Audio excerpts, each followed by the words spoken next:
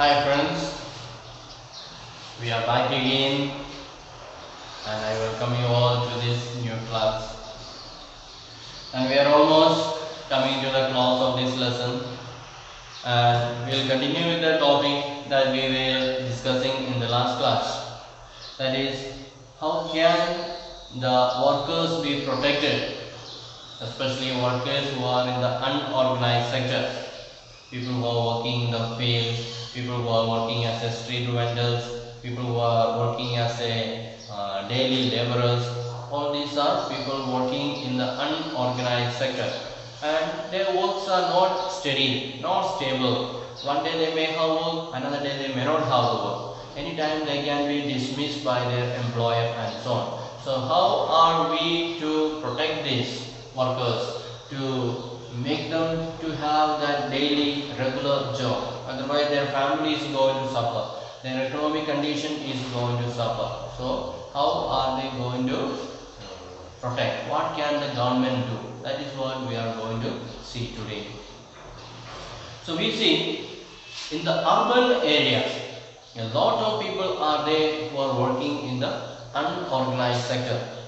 So they are like people working in the small scale industry, creating small things, or working in the small factory and so on. And there are a lot of laborers are there working in the construction site, because in the urban area a lot of constructions are taking place, and we can see in your own city itself a lot of construction works are going on, a lot of people are employed there. So those people are all working as an unorganized sector. Then there is trade and transport, people who are working with trade, buying and selling things. They buy things from the wholesale market and sell in the small shops, and people who are running transport. So all these people, their works are not steady. Some are working as a driver, some are working as a handyman, or that their works are not very steady. Anytime they can be dismissed.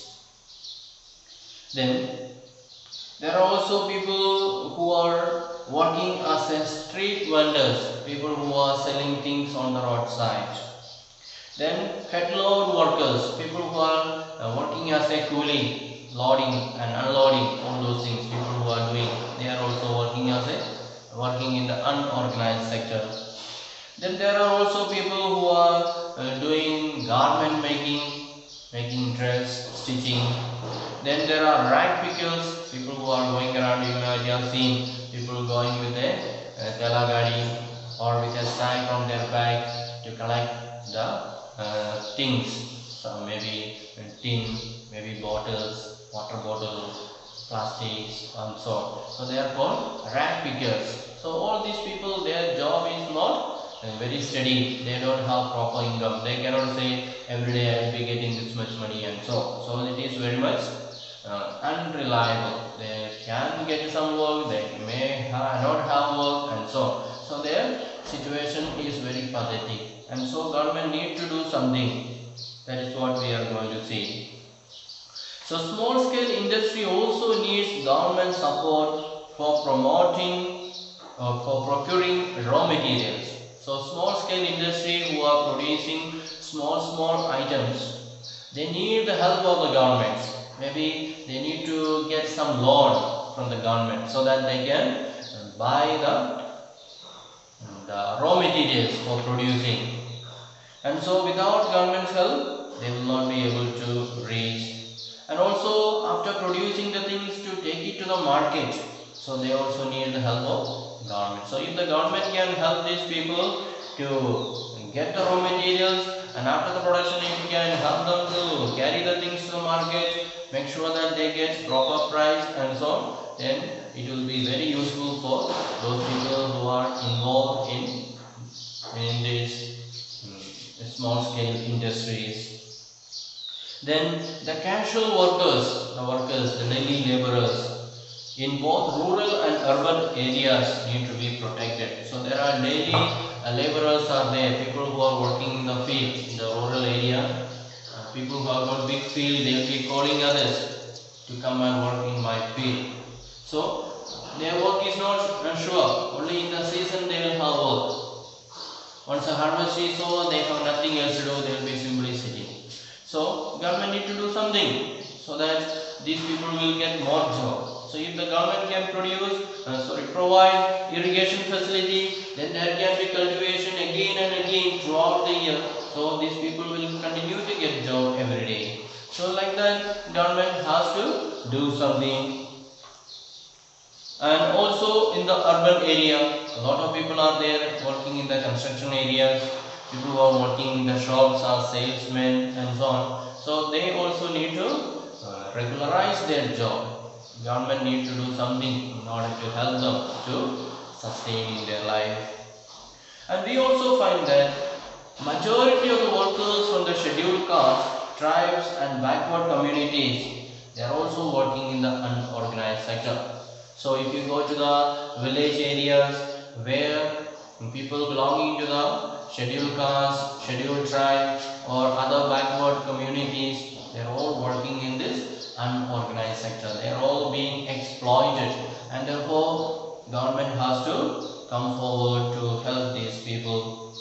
And besides getting the irregular and low paid work, their works are very irregular and the pay also is very low. And these workers also face social discrimination. So they go for work and they get very low pay, and they also face discrimination. Somebody else is there from the high caste, then they are paid better. And this person also is working very hard, but he is belonging to the low caste, therefore he is paid very less. And so that social discrimination is there. So all that government has to check and make sure that people are all treated equally and they are all having equal opportunity in order to have this employment. And protection and support to the unorganized sector for both economic and social development. So that is what the government can do. Government has to provide protection as well as support to the people who are working in the unorganized sector, and that way they will get both economic development as well as social development. So when the government makes sure that they are given the economic support, then their economic situation will improve. And when government is making sure that there is no discrimination, then their social status will improve. So if the people experience improvement both in economy as well as in social status, then certainly their thinking ability, their mentality will improve, and certainly they will be able to produce better and provide better for the growth of the economy. That is what we need, that is what the government need to do. So government need to be aware about this situation, and they cannot just simply sit, oh let them do something, let them work if they want, let them starve if they don't have food. So if the government is taking such a kind of mentality, then our economy is not going to improve, and the poor people, the scheduled castes and tribes and backward classes, they all will continue to suffer, and the economy also will suffer. That will be a very serious problem for our country. Then we know, let us see the page, that is the summary of so far what we have studied. You will find in that box given there in the top of the page 33, page number 33. So with so many activities taking place around us, one needs to use the process of classification to think in a useful manner. So we said so many activities are taking place in our society. Those who are working in the primary sector, those who are working in the secondary sector, those who are working in the tertiary sector, and so on. So we need to divide properly whether what sector he is working, and again we have to find out whether his work is in the organized sector or not, or in the unorganized sector or not, whether he is facing problems or not. So all that we have to find out, then only we can find out a real solution to help these people. And the criterion for classification could be depending on what we desire to find out, and the process of classification helps to analyze the situation. So we said there are different methods are there for classifying, maybe based on the nature of product. If those who are working in the agricultural farm, we say they are in the primary sector. Those who are working in the factory and producing something using the raw material of the agriculture production, then we say that they are working in the secondary sector. Or people who are providing services, selling things, working in the office, we can say they are working in the tertiary sector. Then in dividing economic activities into three sectors, that is primary sector, secondary sector and tertiary sector, the criterion used was the nature of activity. So based on the nature of the activity, we are dividing. Those who are working on the land, those who are working in the factory producing, and those who are doing service. So we, depending on the nature of the activity, we divide into three groups. Then, on the basis of this classification, we were able to analyze the pattern of total production and employment in India. So we saw in detail that each sector, how many people are employed, how many millions are employed in primary sector, how many million people are employed in secondary sector, how many million people are employed in the tertiary sector, and so. And we also saw the income coming from this. From the primary sector, around 48% people are working, and how much is the income coming from there. So when we calculate income, we see the final product.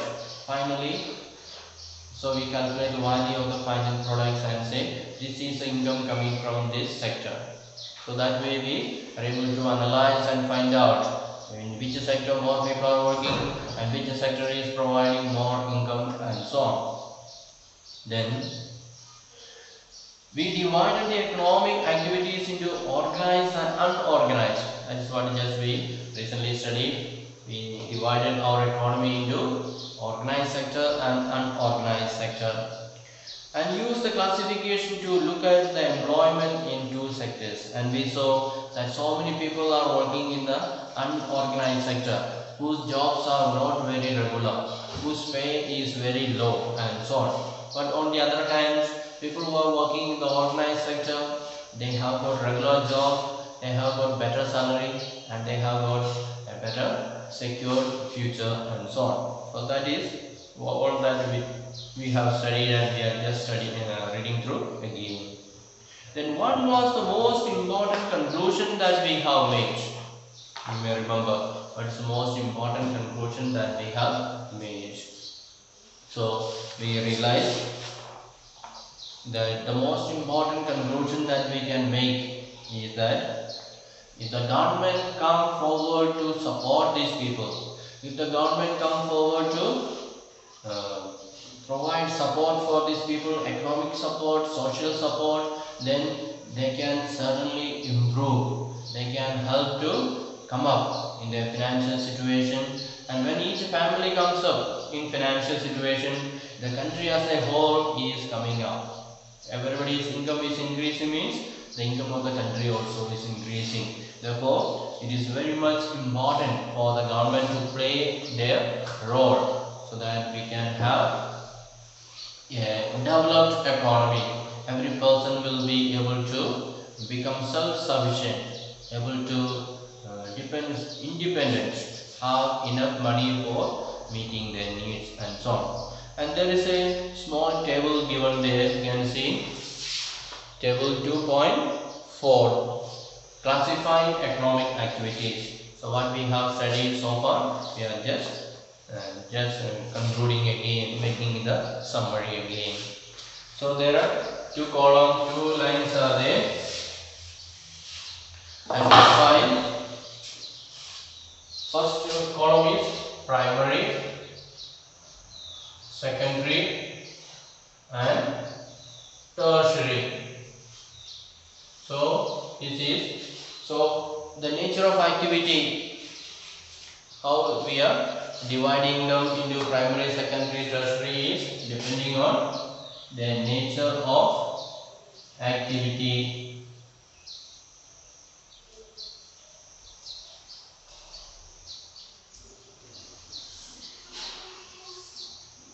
Then the most important conclusion that we can make about this is we say they are interdependent. No sector can say they are independent. Primary sector or secondary sector or tertiary sector, they cannot say that they are dependent. They are interdependent.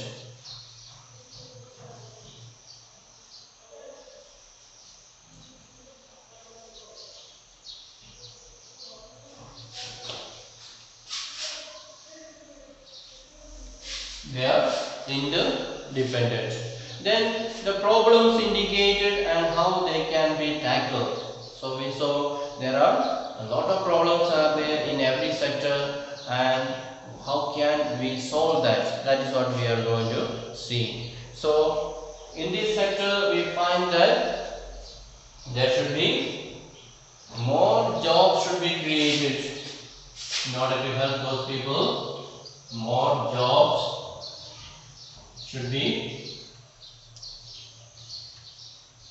created. So more jobs should be created and more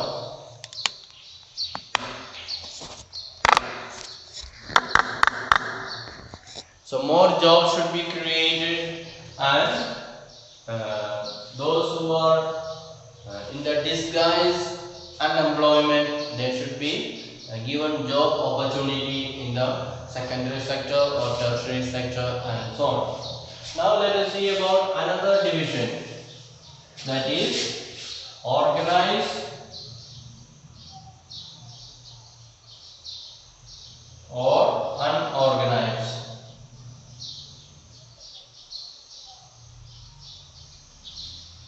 Organized or unorganized.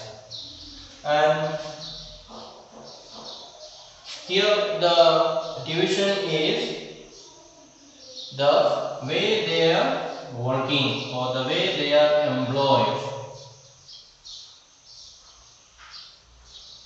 The way they are employed.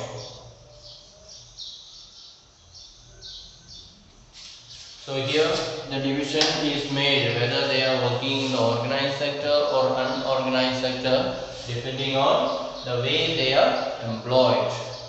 And then most important conclusion is that there is a lot of difference between these two groups. The problem that there are lot of differences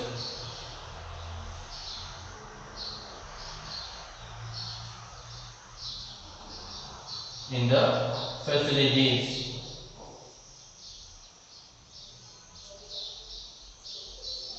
So people who are working in the organized sector and people who are working in the unorganized sector, there are a lot of differences are there in the facilities that are provided, the job that are given, or the quality of the work, the quality of the amount that they receive, and the different benefits that they receive. Lot of differences are there. So what can we do, or how can we solve their problems? So we say that government should support the unorganized sector workers in order to regularize their work, in order to help them to improve their financial situation. And so we can say government should support the unorganized workers.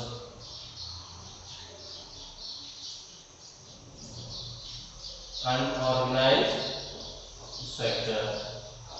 So then only we can really say that they will be able to overcome their problems and they will be able to improve their financial situation and so on.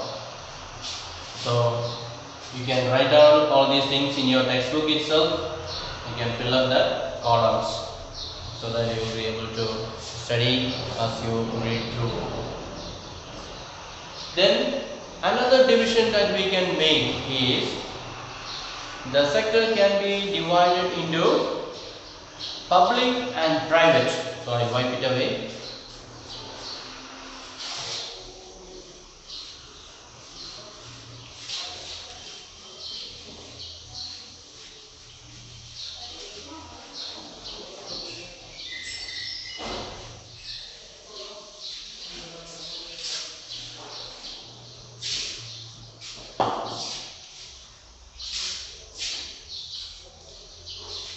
Can divide the sector into public and private.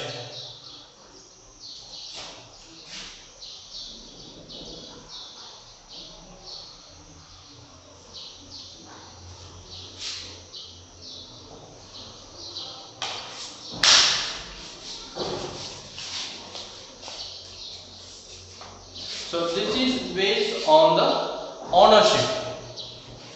So public means by the government.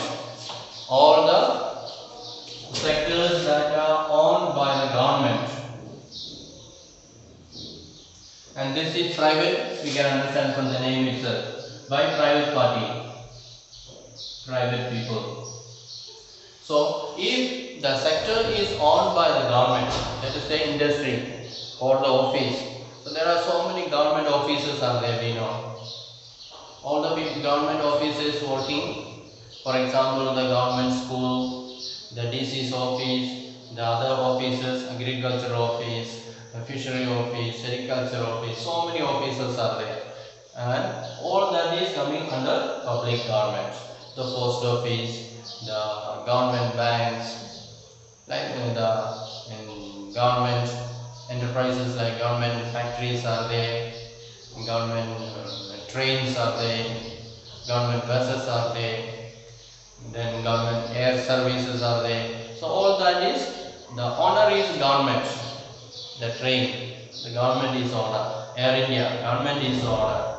So like that, all the financial things or economic activities owned by the government, conducted by the government, that is called public sector.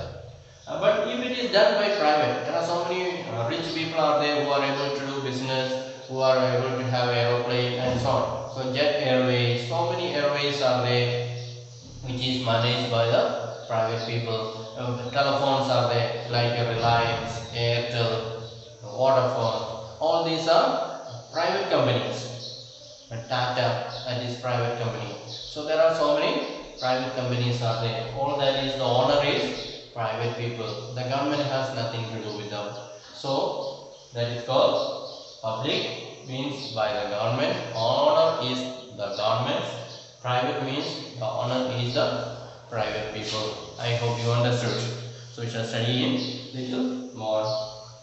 So it is another way. Before we saw one way of classifying the things, that was into organized and unorganized sector. That is based on the condition of the people who are working. Now this is based on the ownership. Who is the owner? We can say, when we say it is a public company, we say the government is the owner. Or when we say it is a private company, we understand the private people are the owner. So that way we can distinguish between the companies. And so